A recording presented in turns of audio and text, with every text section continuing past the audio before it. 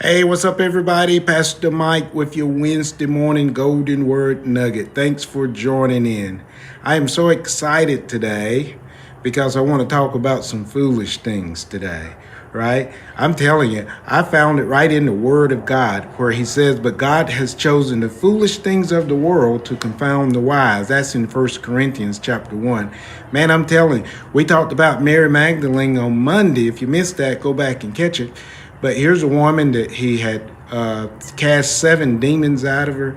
I mean, she no telling what kind of life that she'd live. However, when he was resurrected, he visited with her first, not the 11 disciples that were left, but he visited this woman, a former sinner and all of these things, no telling what her life was like, but he visited with her first. I thought it was such an awesome story, and she preached the first gospel message. He is risen.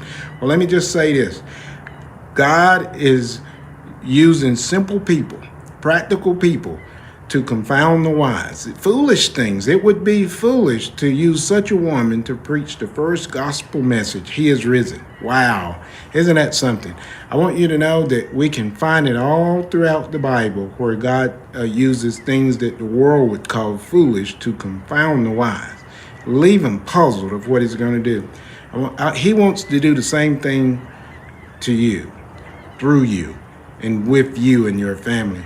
Imagine that. Imagine a supernatural thing happens to you over the next week or the next month or sometime this year where you can give a testimony of God's goodness and mercy, and people are puzzled. They can't figure out how it happened. That's what we want to do.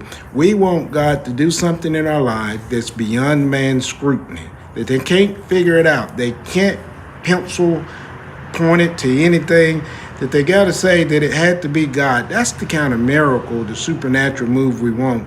And I believe that you have set yourself up in a place to do that. You know, that word confound the wise, it actually means to act against their expectations, right? That's what confound means. It means to act against their expectations. So he took something foolish, using people.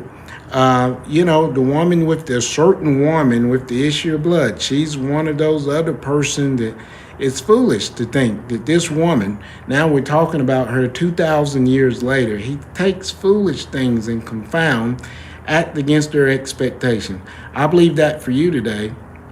I believe you should confess that over your life today, that God is going to do something so miraculous in your life that it's like acting against the expectations of anybody. You know, Ephesians 3 talks about He can do exceedingly abundantly above that we can even ever ask or think or imagine. The Message Bible translation says beyond our wildest dreams. Wow, isn't that something? You know, as a matter of fact, Eugene Peterson in 1 Corinthians chapter 1, verse 17, he says it like this: "Isn't it obvious that God deliberately chose men and women that the culture overlooks and exploits and abuses? He deliberately chooses someone who would be willing to trust Him, to believe in Him, and that would be willing to give Him all of the honor, the glory, and the credit when He worked this miracle and supernatural thing through their lives." And I believe you're the candidate for that.